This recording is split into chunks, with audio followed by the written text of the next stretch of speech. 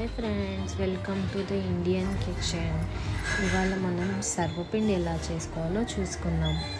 ఒక గిన్నెలో 1/2 kg బియ్యం పిండి, 1 టేబుల్ స్పూన్ జీలకర్ర, 500 గ్రామ్స్ పల్లీలు, నువ్వులు 1 చిన్న కప్పు, పెసరపప్పు 1 చిన్న కప్పు, 1 టేబుల్ స్పూన్ కారం, 1 టేబుల్ స్పూన్ ధనియాల పొడి,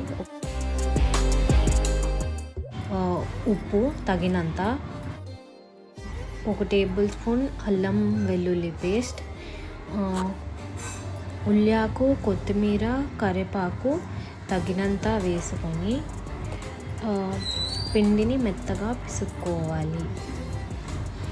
అందులో కొన్ని నీళ్ళు పోసుకొని ఒక ముద్దలాగా తయారు చేసుకోవాలి. ఒక పెనం తీసుకొని దాంట్లో నూనె వేసి ఆ పిండిని పెనంకి ఒత్తుకోవాలి.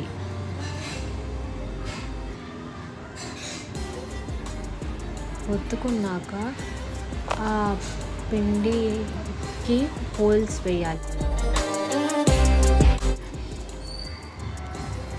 ఆ సర్వపిండి క్రిస్పీగా అవ్వడానికి హోల్స్ చేసుకుంటాము. దాని తర్వాత ఈ పెనం తీసి పొయ్యి మీద పెట్టుకొని మూత పెట్టుకోవాలి.